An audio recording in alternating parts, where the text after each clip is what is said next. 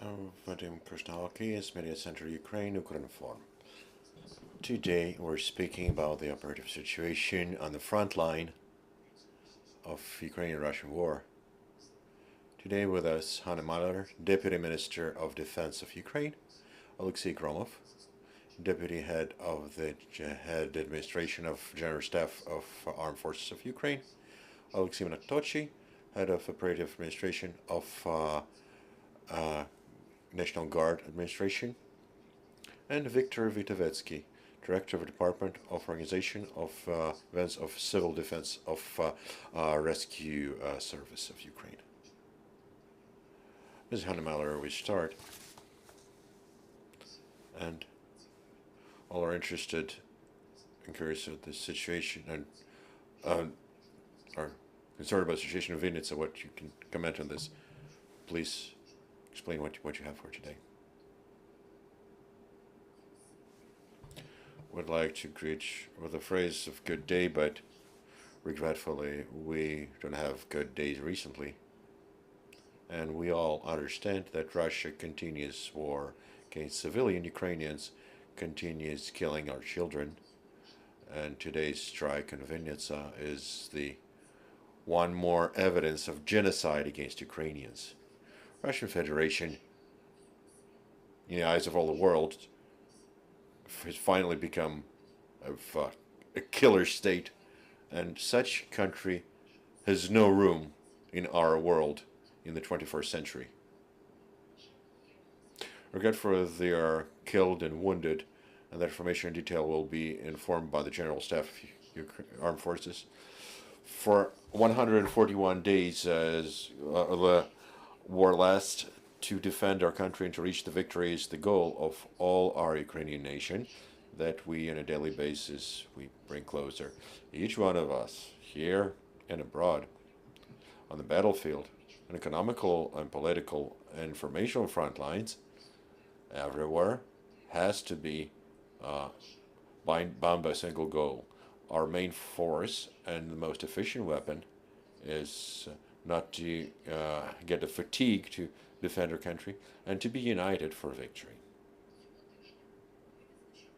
This week we celebrated 25 years of signing a special charter between Ukraine and NATO that for many years is being the roadmap for Ukraine on the path of Euro-Atlantic integration. I recall that according to the Madrid summit strategy of NATO for the next 10 years, the main threat for the world was defined as Russia. As a consequence, they decided to enforce the eastern front line of NATO, and we are this eastern flank that defends the world and Europe from Russian aggressor. This week, there were important international events that allow continuing enforcing capabilities of Ukrainian defense forces. In particular, Deputy Minister of Defense of Ukraine, Alexander Polishchuk, Vladimir Havrylov, and Denis Sharapov conducted meetings with a delegation of Czech Republic that had advisors of Prime Minister on the external policy, Mr. Tomasz Pajara, and Deputy Minister of Defense, Tomasz Kopechny. They discussed a topical defense situation in Ukraine in context of rejecting armed aggression of Russia and assistance. You know that Czech Republic really helps Ukraine in the humanitarian sphere and also with armaments and military equipment. And also the Minister of Defense of Ukraine, Oleksiy Reznikov, discussed with Vice Prime Minister and Minister of National Defense of Poland, Mariusz Orszak, the issues of aid for Ukraine from Poland. Call that Polish Perun weapons, decrease amount of helicopters and aircrafts, and Crab artillery fires at the enemy on land. Also, we widen the scope of satisfying the religious need of our service people according to service NATO. Many of priests are being on the front line together with the defenders. Their input in the joint victory is very important. Right now, we developed the structure project for service of military chaplains and the operations according to a legal base, and it will act. The service of military chaplains could amount about 700 positions of chaplains in armed forces of Ukraine.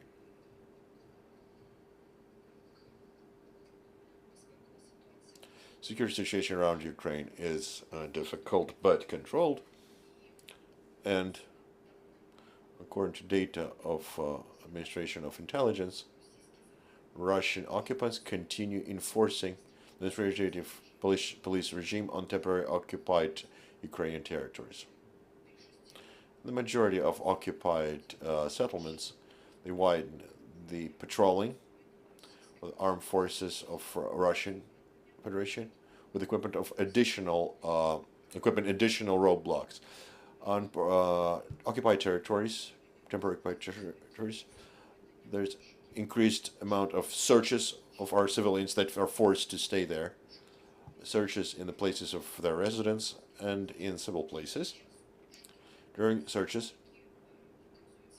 the persons that demonstrate disagreement, the occupants traumatize them physically and psychologically, regardless of their gender and age.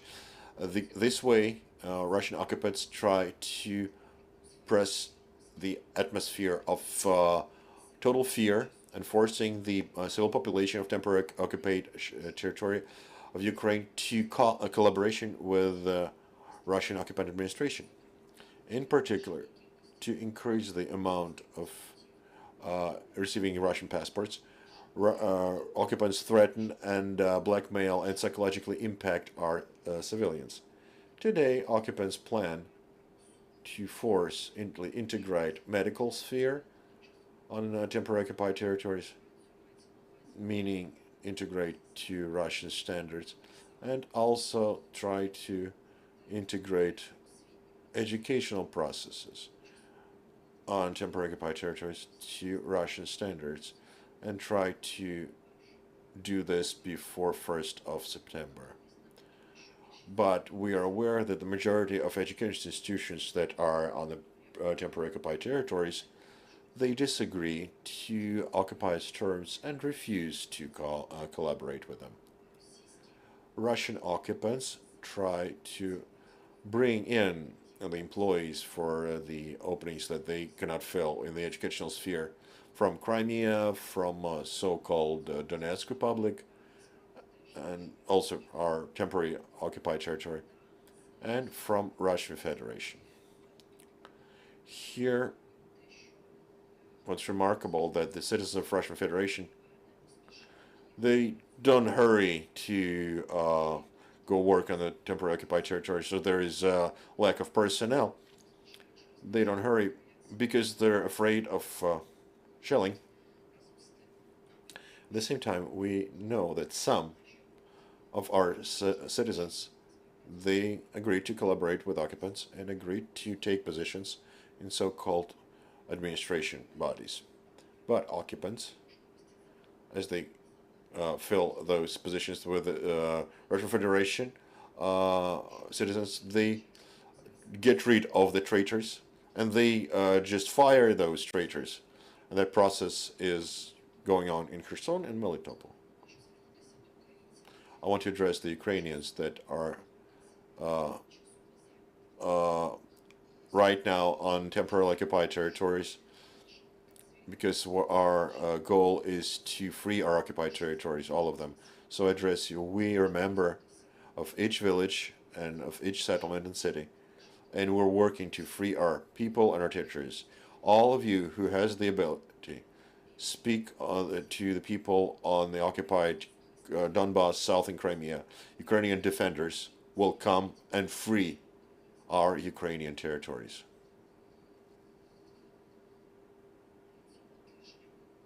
This week is a year after passing law of national resistance law. This national resistance is the tool that gave powerful enforcement for armed forces of Ukraine. Since the first days of full-scale invasion, practically efficient There were detachments of territorial defense that were very effective, with a factor of our victories in Kiev, Sumy, and Kharkiv region, and defense movement that so quote unquote greets occupant on the south and invites every citizen of Ukraine to start defending our country. That's how, in practice, that law works. One day before the invasion, territorial defense amounted over 6,000 of professional military service people and reservists. And since 24th of February, there were long queues to join territorial defense, and now territorial defense is over 100,000 civilians. It's our 100,000 people that join territorial defense and defend our country. To the system of national resistance, it joins defense movement, resistance movement, but the information about resistance movement is not public because resistance movement is the specific to their work. They have to operate in shadows and silence, but there are cases that are public. We can be proud of them, of our resistance movement, and a part of them organized partisan operations on captured territories. Part of them fulfill tasks on the front line and in the rear of the enemy. We know of the incredible story of rescue. We know this the resistance of movement of special operation. They rescued the colleagues. They had to meet and move across the Seversk, the other group of special operation group that was fulfilling tasks in the rear of the enemy, and to the place of crossing to the controlled territory. There was the Russians were shooting, and under shooting, risking their lives, the fighters of resistance movement, they fulfilled the task with 0 losses. This story became public, and you possibly have heard of it, and maybe sometime it will be the basis of some interesting book or a movie. Now, our traditional information of MOD activity for providing uniform and payments.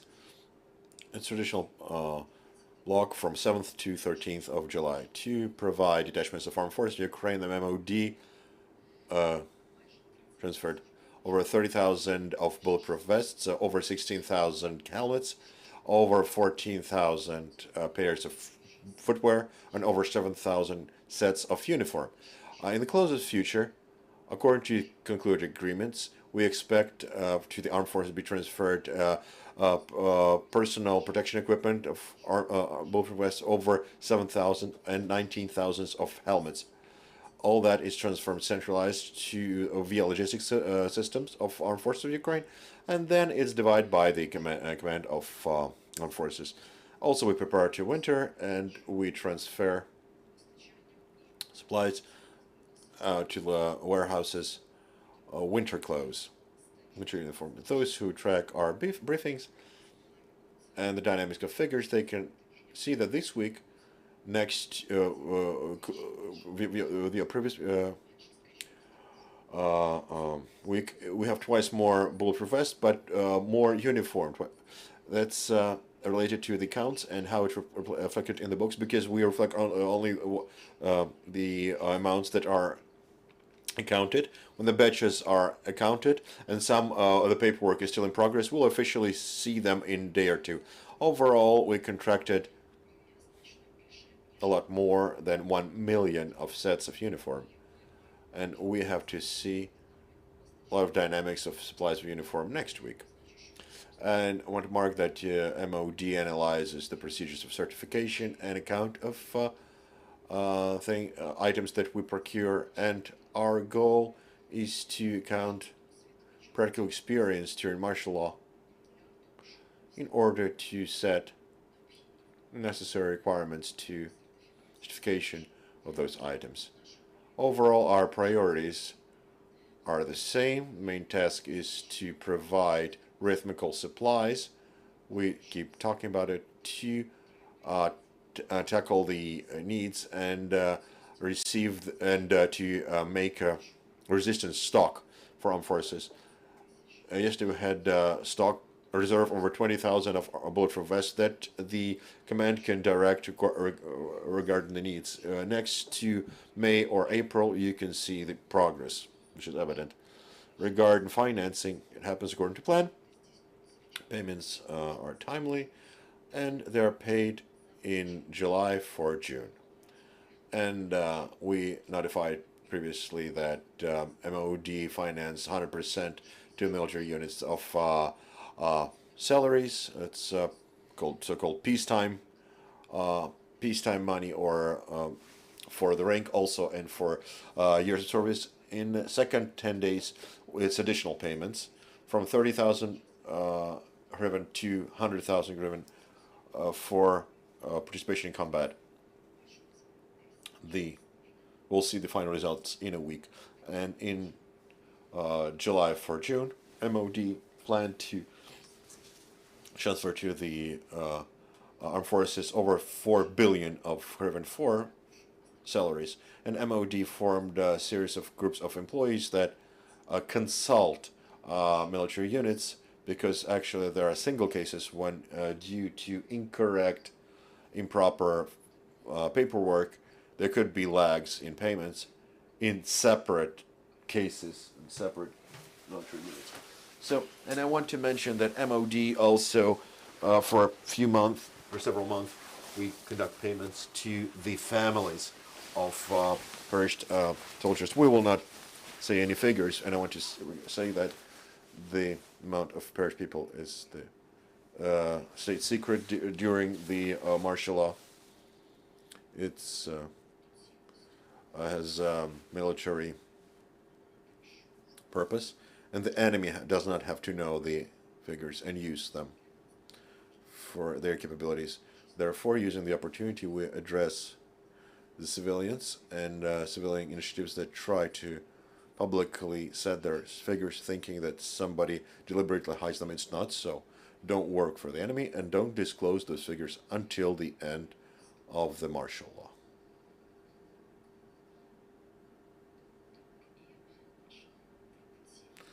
In our traditional part, MOD, we have juridical frontline, where we, on a weekly basis, have new and new victories. Those who track our briefings, they remember that last week we notified you that the Odessa court, Ministry of Court, decided to return to administration of MOD land plots in Bohard's district that in due time were illegally seized. We're speaking about court decisions. Today we're talking about that during this week, juridical service of MOD put the efforts to, in fact, return, just in practice, returning those land plots to administration of the MOD. In particular, to implement 4 court decisions of Odessa to the sphere of MOD administration, jointly with the executive service, according to the acts of transfer. We have returned 18 plots of land with a total space of 2.6 thousand hectares, located in Bohard's district of Odessa region, and transferred those lands to the military administration bodies. We're speaking about one of the training grounds. And the MOD keeps the juridical front line and fights with juridical tools with bad suppliers. We have integrity suppliers for foodstuffs, services. We have such suppliers on repairs of military equipment, and juridical service of the MOD. This means to take money from those suppliers, seize money from their suppliers, for improper implementation of contracts. And 11th and 12th of July, Northern Appeals Court passed 2 court decisions for the favor of MOD, and from the business operators they took fines for improper contract fulfillment for total 10.2 million hryvnia. Thank you for your kind attention. Hanna Malyar, Deputy MO, Minister of Defense of Ukraine. Thank you for the report. And I would like to give the floor to Oleksiy Gromov, Deputy Head of Administrative Administration of General Staff of Armed Forces of Ukraine. Mr. Oleksiy, I remind you, please tell what the General Staff know about the missile strike on Vinnytsia that happened some hours ago.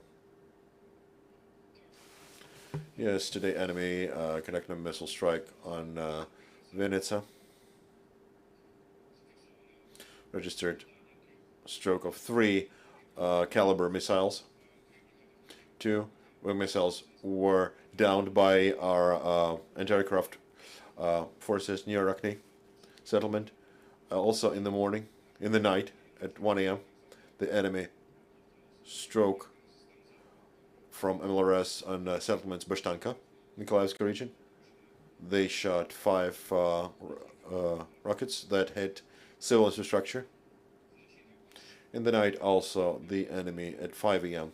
shot from MLRS the settlement Mykolaiv, used 10 reactive rockets of Smerch, also hit civil infrastructure. Overall, since the start of military aggression, the enemy made 630 strikes of missiles Iskander caliber on our territory, on the territory of Ukraine. Regarding total operative situation in the country, main efforts, enemy focuses on combating in the east of our country, in Oleksiy, Tomar, and Kiev directions. The situation did not have sufficient changes over a week. Probable offensive from Belarus and Belarusian invasion into Ukraine is not excluded, but low. But we cannot exclude the special operation forces of Belarus with the same detachments of Russian Federation and private companies. Provocations near Homel and Brest regions. We don't include provocations to inspire anti-Ukrainian trends in Belarusian society. In the airspace of southern part of Belarus, until 7th of October this year, they continued the restriction of flights of all types of civil aircrafts. At the same time, this is not included to the aviation of armed forces and border guard of Belarus. What means that this fact could be an evidence of continuing probable aviation and missile strikes from Belarus territory on Ukraine during the next 3 months. In Chernigiv, Konotop, and Sumy directions, the enemy made aviation strikes near Volodymyrivka, Vovkivka, Maropilda. Conducted mortar artillery fire from MLRS also at the position of Defense Force of Ukraine. For Thursday to Thursday, and they actively conducted a reconnaissance in Glufov direction of Sumy region. Kharkiv direction, the enemy put main efforts on holding grounds and continue MLRS and rocket strikes at Kharkiv, Rakitny, Oleksiy, Solonivka. Conducted aviation strikes on settlements Veliki Saltiv, Prudivka, Moskva, Chepel. In Domenico region, tried the assault, trying to push our troops from the positions and improve their tactical positions. In Slavyansk direction, enemy during the week made aviation strikes at Mazanivka, Mayaki, Bogorodichne, Slavyansk regions, districts, and tried assault in Izumslav direction, trying to capture Krasnopilya, Ivanivka, Dolina, and Mazanivka. In Donetsk operative district, they tried to push our detachments from the positions in Siversky, Bakhmut, and Novdivsk directions. Also continues fire at our detachments with all the range of weapons. We marked that due to losses high losses, part of armed forces of the enemy, armed forces of Russian Federation, and detachments of so-called people's militias of DPR on Siversky and Bakhmut direction. They were moved from the front line to renew the compatibility because they suffered severe losses. In Siversky direction, we mark decrease of activity of offensive and assault by the enemy. In Bakhmut direction, the enemy continue assault, trying to capture Spirne, Berestove, Vershina. Try to capture Vuhledarska heating station, and trying to control the highway Bakhmut-Lysychansk. Continue rocket aviation strikes at Bakhmut, Konstantinivka, Solidar, Spirne, Chasiv Yar, Druzhkovka, Semihirya, Berestove, Vuhledarska heating station, and other regions. At Tverivska, Kurahovska, and Zaporizhzhia directions, trying to bind the actions of our armed forces and prevent them from moving to other directions. The enemy continues systematic fire impact. Extraction from Volodymyrka, Pavlovka, Andriivska, Novokhaevka, Kamenka, Malyar. 13th of July made a missile strike at objects of infrastructure of Zaporizhzhia. Zaporizhzhia and Mykolaievska direction, there is a decrease of shooting at our armed forces. Probably that's related to destruction of the stocks of ammo of the enemy and expectation of replenishment. Also, we rebuffed the enemy attack. Not a meter of Ukrainian land we have lost over a week, not a meter. But the enemy continued its missile strikes of our territory. Today, they struck an object of civil structure, and during the week of almost 30% of their strokes were civil, I emphasize civil infrastructure, that is a direct action of Russian military management of genocide of Ukrainian nation. The enemy, by 1.5 times, increased the aviation strike from 70 to 118. Last week, on a daily basis, they made a 7 to 12 of aviation strike, and on 8th and 9th of July, their aviation stroke 50 times. The day before yesterday's 30 times. They hit on Donetsk and Zaporizhzhia and Kharkiv region for the most part. Groups of defense of Ukraine continues defense operation in the operation regions. In Volynsk, Rivnensk, Zhytomyr, Chernihiv, Sumy, and Odessa regions, we conduct the covering of state border and the seashore. We hold and improve the defense lines. In Kharkiv, Lugansk, and Donetsk regions, where there is the most intensive combat, our detachments contain the offensive of the enemy and conduct defensive means. In Zaporizhzhia, Mykolaievsk, and Kherson regions, we continue the defensive operation. The situation over a week characterized the counter-battery combat and intelligence, finding the critical objects of the enemy to make strikes on them. To contain the offensive of the enemy and cause maximum losses, we used Malyar and artillery that we received from our partner. We use it for high skill. We are aware of the responsibility for each unit of equipment, of weapons that we have.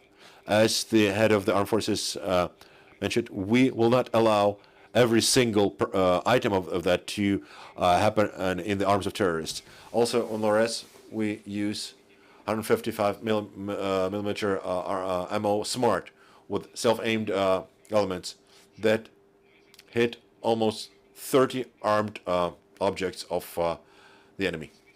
Our service people are destroy administration and command and control of the enemy, and break logistic chains of the enemy. Considering the efficiency of our fire strikes, the enemy is forced to change the order of supplies of ammo and fuel. Right now, they consider the opportunity to locate the storages of brigade level on the distance, no closer than 100 kilometers to the contact line, and corpus level storages on the over 150 kilometers from the contact line. Besides, to avoid artillery and rocket strikes from our military, the storages will be located at civil infrastructure, including schools and places for storage, military storages. But with our experience, as you probably saw in the media, the contemporary equipment of type HIMARS allow us to make precision strikes on military, I emphasize military infrastructure of the enemy. You cannot even compare it with the character of actions of the enemy actions that hit civil infrastructure and kills civilian Ukrainians. And really appreciate the help of our kind partners. During our routine activity, General Staff of Armed Forces, one of our functions is operations and high quality training and adding personnel to our detachments. There was a question about females in military and how to save military count. Right now, the practical means of general mobilization that we are conducting, rejecting Russian aggression, they demonstrate that for the military service to armed forces of Ukraine and other military forms, we drafted about 1% of females from total amount of mobilized. Majority or appointed positions of medical personnel, communications, psychology, cooks, administration.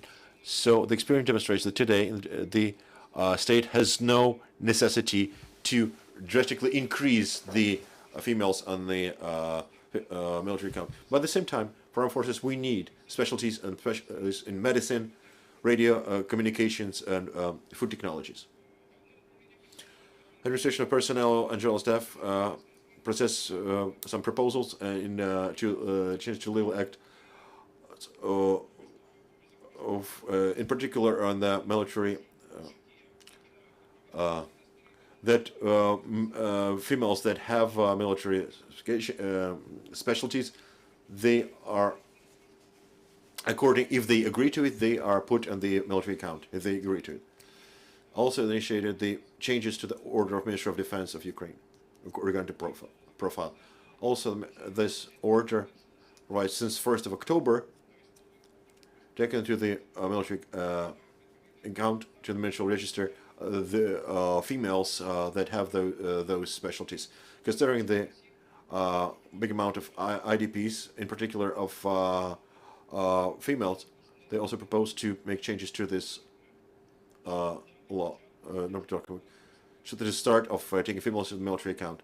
They propose to mention that this will start not earlier than a month since the end of the special period in the state. Regarding the further movement of this work, we'll notify you. We continue bringing our victory closer. Thank you. That's pretty information from General Staff of Armed Forces of Ukraine.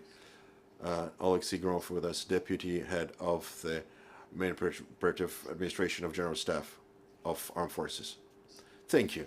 And I give the floor to Oleksiy Nadtochiy, Head of the Operative Administration of National Guard of Ukraine. Please.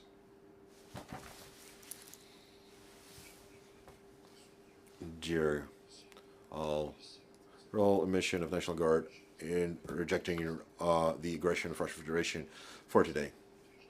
Over last week, there was no changes in scope and tasks of personnel National Guard. The parts of National Guard and groups of armed forces of Ukraine participate in defense operation in Zaporizhzhia, Donetsky, Southern Bug regions, and in deterring the offensive of enemy at regions of Kharkiv, Slavyansk, Siversk, in defending cities Kryvyi Rih, Mykolaiv, Zaporizhzhia, where the main efforts are focused on preventing advancement of the enemy in directions of Borislav, Kryvyi Rih, Guleipole, Zaporizhzhia, and holding those land of seashore, guarding and defending the objects of critical infrastructure in the northern western operative zone, together with the border guard of Ukraine and Armed Forces of Ukraine. National Guard covers the state border with Belarus. Also, on top of active combat tasks, the Guard has serviced for security within the country. Continues the stabilization operation and task of territorial defense.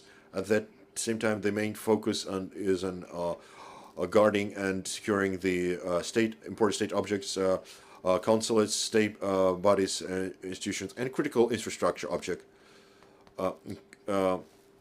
And having counter-saboteur reserves. This week, detachments of National Guard were involved jointly with the Secret Service and National Police to enter terrorist and counter-saboteur actions near military objects, objects of transport infrastructure in Rivne region. Search and rescue for detecting persons that could be accomplices to possible terrorist saboteur groups and act in the interest of the enemy. At the time, we checked 10 settlements and checked about 1,000 persons. 11 persons were detained and moved for deeper checks to Secret Service and police. Also, during the week, to support land operation of our forces, Aviation National Guard for fire strikes at the enemy, conducted 11 helicopter flights, aeromedic evacuation and transport movements, 47 helicopters flight. Detachments of intelligence of National Guard detected 404 targets of the enemy, with civilians posts 124, with UAVs 280. Thus, with the air intelligence, 3 brigades of operative National Guard, together with 40 separate artillery brigade, conducted very successful actions in Kharkiv regions and destroyed 2 Russian artillery systems of Nadtochiy of 220 caliber, and destroyed the storage of artillery ammo and cargo truck of Russian troops.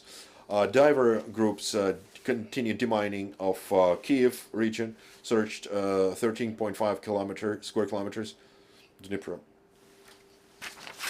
The National Guard and separately, and with National Police, Armed Forces, and Territorial Defense, 24/7 continue fulfilling tasks on their roadblocks. Currently, National Guard conducts guard on 188 block posts in roadblocks in 16 regions of Ukraine, 35 of them in Kiev. In the result of a special task to support regime of martial law. Over the week, for criminal and administrative offenses, we detained 1,805 persons. And overall, since the full-scale invasion, we detained over 18,000 persons. For suspect of saboteurs, 369 persons. We seized 118 units of firearms, over 10,000 ammo to it, over 178 cold weapons, 72 grenades, 2 grenade throwers, 10.2 kilos of explosive, 3 anti-tank mines, and artillery ammo. There are examples of successful tasks over the weeks. At a time when aviation strikes of the enemy at positions in Zaporizhzhia region, the National Guard conscript during a week from anti-aircraft stroke at 2 enemy airplanes Su-25, and overall that person stroke 5 airplanes. And Donetsk, the service purpose destroyed groups of intelligence of the enemy. The enemy used civil vehicles and and made disguise and masking the positions of their positions.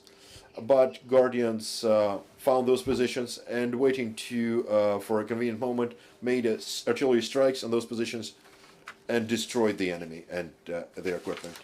At fulfilling task at Svetogorsk in Donetsk region, we received information that in one of the settlements there are 2 females with small children, and 1 child was in severe status that was under shelling of enemy.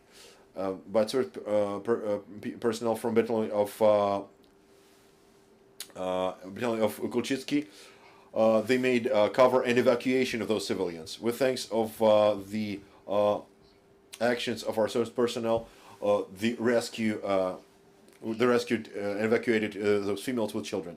Also, they evacuated 20 civilians from Bogorodichne, jointly with National Police of Ukraine, Rescue Service, the Guardians planned and organized the evacuation of locals. With small groups, they moved civilians to the safe territory. Each life is important. Thank you for your kind attention. Thank you. Such is operative information from the National Guard. Oleksiy Nadtochiy with us, Head of Operative Administration of National Guard of Ukraine. Also, we have representative of State Service of Emergency Situations.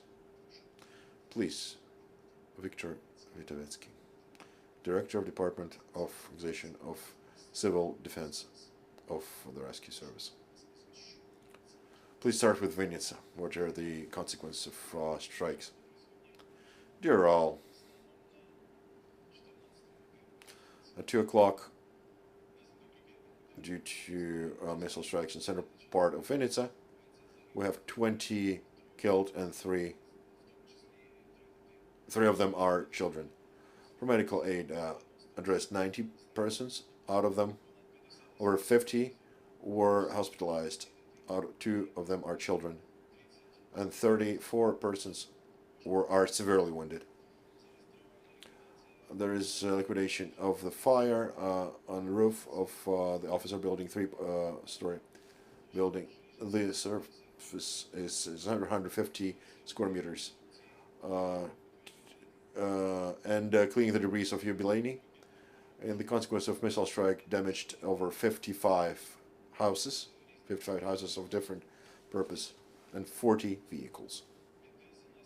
From Rescue Service, we have over 160 personnel and over 20 units of equipment, including 9 psychologists and 80 cadets of Vinnytsia Professional College of Rescue Service. Also, their specialized center, fast reactions of Rescue Service, they're delivered there. That's the information related to Vinnytsia. Overall, the detachments of Rescue Service over a day conducted 192 calls on as a response to shelling of occupants, eradicated 17 fires, and provides psychological help over 1,000 people. Since start of full-scale invasion of Russian Federation, we conducted over 43,000 of calls to fires and emergency situations, eradicated over 10,000 fires, saved over 1,500 of civilians, and provided psychological help over 150,000 of people. Regarding demining of free territories,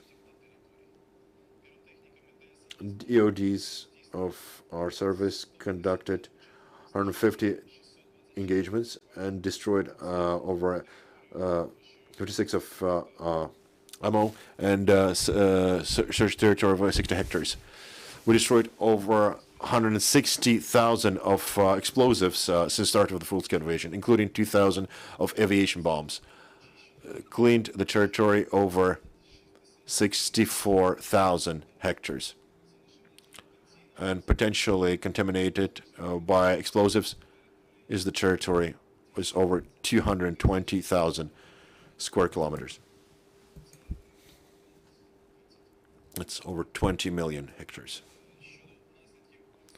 Regarding the consequences of shelling the Russian Federation of our rescuers detachments, 41 employees of rescuers died, was killed, 134 were wounded, 6 persons are prisoners of war captured.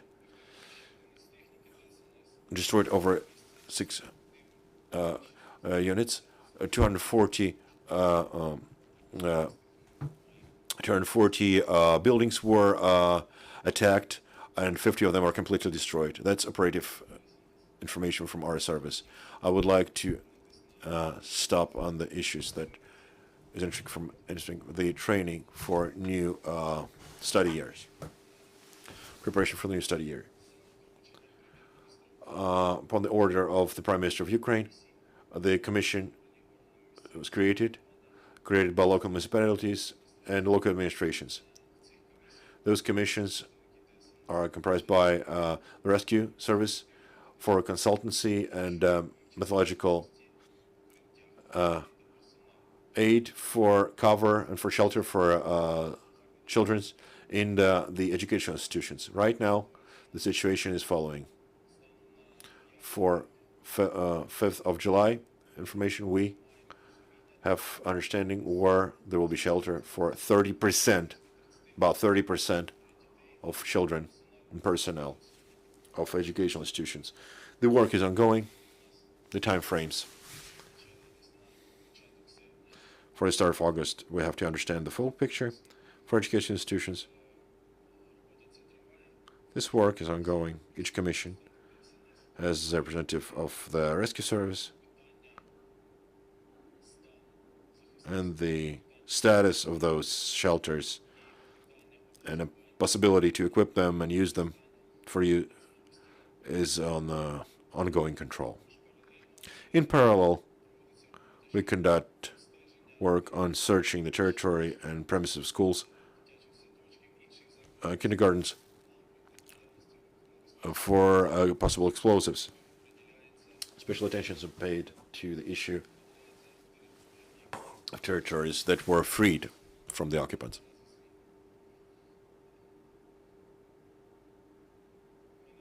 That is all from me. Thank you, Viktor Vitevetsky, Director of Department of Organization of Means of Civil Defensive Rescue Service. I ask all our speakers to come to the microphones right now. We will speak with the journalist. It will be Q&A.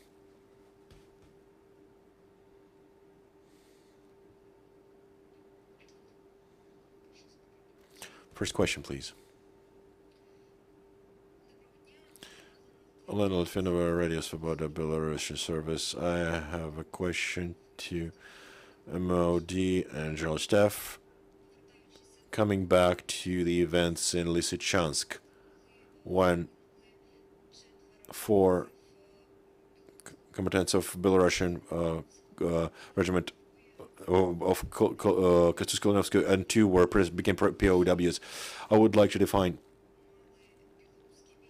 to the Belarusian combatants had official contracts with armed forces of Ukraine,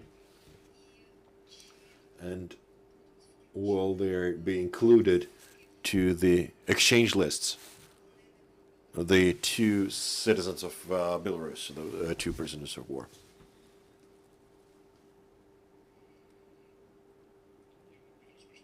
I'll probably start answering a question. Periodically, they ask us, where's the official status of foreigners that fight for Ukraine, the Ukrainian side? After the 24th of February, after the full-scale invasion of the Russian Federation on our territory, our state called the foreigners to join our fight for peace and democracy in Europe and in the world. On the 1st of March this year, for a time of martial law, according to the order of the President of Ukraine, we have visa-free regime for foreigners that wish to join to International Legion of Defense of Ukraine. By the order of President, since 10th of June 2016, was a provision of service for in armed forces for foreigners and persons with no citizenship. It has an order, stipulates the order that are legally in Ukraine, how they serve, according to contract for position of sergeants and grunts. So they come and join the International Legion, the foreigners. Thus, the foreigners that fight for Ukraine have a status of military service people of Ukraine and have the full provision as Ukrainian citizens. The same thing. And the contract, I try to answer your question. Could we delineate those particular, these Belarusian citizens? They did not enter, they were on the territory of Ukraine, because that regiment was created from Belarus, Belarusians that fled from Belarus from political repressions after the presidential elections. So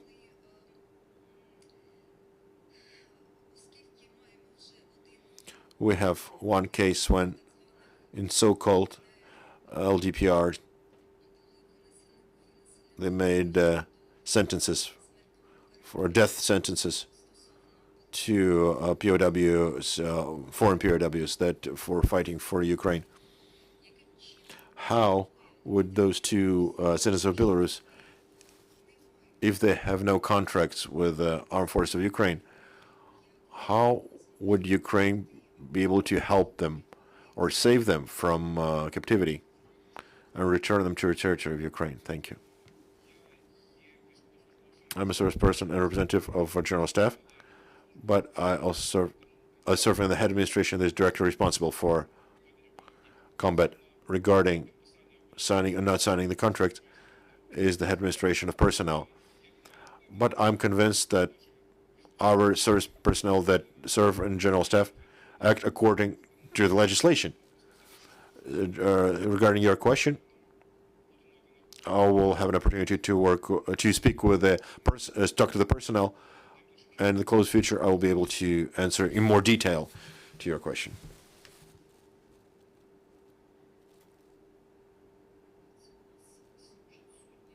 We have hundreds of thousands of service personnel. You can send the request with the regarding last names, and we'll provide you the answer. What is their status? We just don't have the information about each particular person from hundreds of thousands. But really related to exchange of POWs. Right now, it's the authority of head administration of intelligence. You can make requests about the status of a certain person.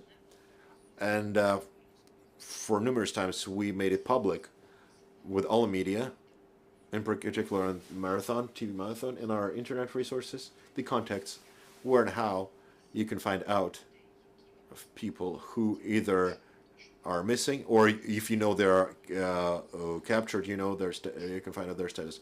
Many times we voice the hotline of the commissioner of missing persons that is functioning in Ukraine. There is also a joint center of search and freeing the captured. It's under Secret Service of Ukraine, and also a hotline of National Informational Bureau. 1648 is short number. I can say now, and all those contacts you're free to use, and you can find out with all those contacts or the status of persons that you're interested in. I have a question from colleague from Ukrinform. Today in the public there's information about that to Belarus there is transport air carriers on 22 Ante for delivering heavy armaments, equipments, and military, and for paratrooping the paratroops and paratroopers. What do you know about the amount of Russian troopers in Belarus? Or don't you see they strike in groups of the enemy there? Who can come with that?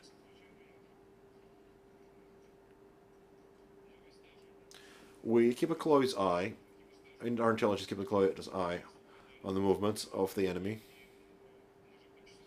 on temporarily occupied territory of Ukraine and also in territory of the Republic of Belarus. Movements of airplanes from Belarus and from Russian Federation is no secret for us. And it's not a single case that you're saying. Yes, on a daily basis they fly. Yes, there are flights. Yes, the airplane can make drop paratroopers. Also, there are other airplanes that can fulfill those tasks. Yeah, they're there. Creating the strike groups on territory of Belarus, we do not observe. But, as we have mentioned, I mentioned in my speech, we provide that they could make some provocations. And I will ask you once again, what is the prognosis on the offensive in Slavyansk, Kramatorsk? What are the prognosis on offensive there? Prognosis. Predictions. Do you have any predictions? Yes, naturally there are predictions. We are aware that the enemy will continue try attempts. They don't want just to hold the position. They will attempt to capture fully Donetsk region. Firstly, grab full Lugansk region, and then to develop offensive in Donetsk region. We have several variants how the situation will evolve, how the enemy will act, and we'll track according to the characters of their regrouping from one direction to the other direction. Firstly, from their combat detachments, paratroopers, movement of tank detachments. We'll look where they will try to create strike groups. We track that, and we planned means to react to that. We don't exclude that there will be offensive. We don't exclude that option, of course, and we're prepared.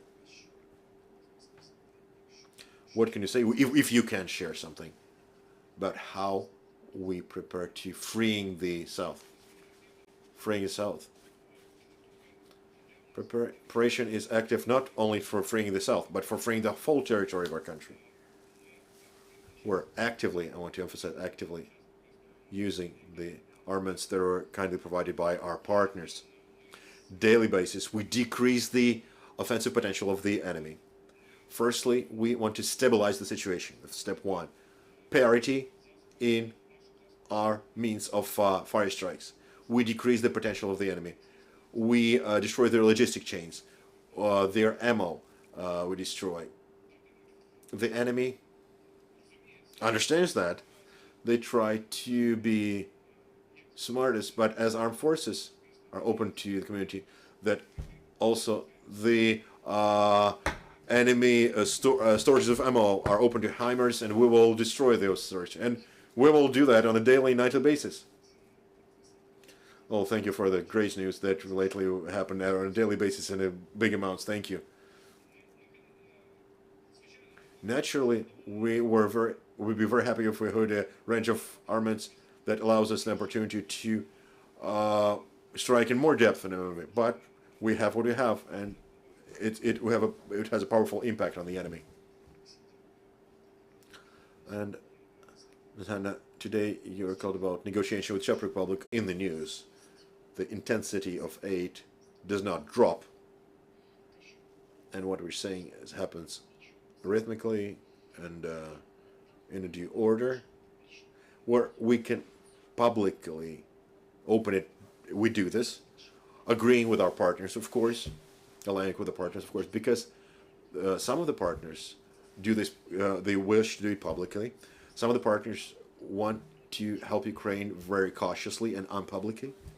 But we have to be aware that any detailed information about military aid will be used by the enemy to adjust their capabilities to our capabilities.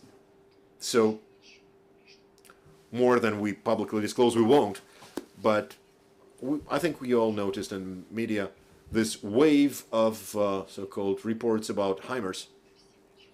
You saw the reports of Krabs, also what we can share. And we can say that Western aid fulfills their tasks on the front line. It is so, but regard anti-missile, because there are strikes in Vinnytsia and what happens, or that we lack contemporary complexes, anti-missile, that we keep negotiations, but you're not ready to disclose something, what could happen in the close future. Like in principle, would in principle change the situation. Since 24th of February, we keep the order of informing upon the fact of agreements, not during the negotiations, but after there is a fact of agreement. Thank you.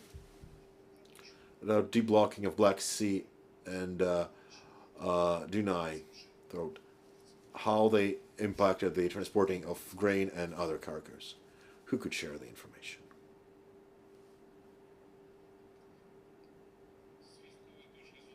From a military standpoint, armed forces continue fulfilling tasks aimed at improving the situation in the country, in the world.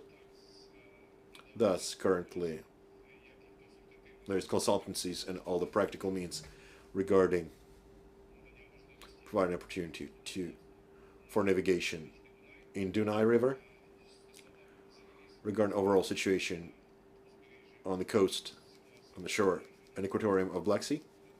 I want to say that our enemy, I don't know how to say the simple words, they continue attempts to try to control our territory, to make maximum damage and strikes. At 2 o'clock I was going to the briefing, and I was got information that today the enemy made aviation stroke on the Zmini, but they missed. Yes, but yeah, let them strike. Let them strike the Zmini. They're fighting what? We're fighting sea waves. They're fighting rocks. They just striking on the remnants of their military equipment. We control the territory of Zmini Island, and we will control the whole equatorium of the Black Sea in the future. They fight the remnants of their equipment and their remnants of their success. The situation in Black Sea will change. It will be a symbol for Ukraine, that the world understands. We'll also see that the ships started going and the grain starts moving, and that's the result of your colossal military work. Thank you all. Thank the speakers who were with us today. Hanna Malyar, Deputy Minister of Defense. Oleksiy, Gromov, Deputy Head of Administration of General Staff of Armed Forces of Ukraine. Oleksiy Nadtochiy, Head of Operative Administration of National Guard of Ukraine. And Viktor Vitevetsky, Director of Department of Organization of Means of Civil Defense of Rescue Service. Thank you all. This means Central Ukraine, Ukrinform. I'm Vadik Krasnoki. Next briefing will be at 4 o'clock. I'll speak about it. We expect Oleksiy Tkachenko, Minister of Culture and Informational Policy of Ukraine, and also many guests with him to speak about international aid in sphere of containing the cultural heritage of Ukraine, reacting to emergency situation, providing first aid, documenting damages of culture, heritage, and renewal after war.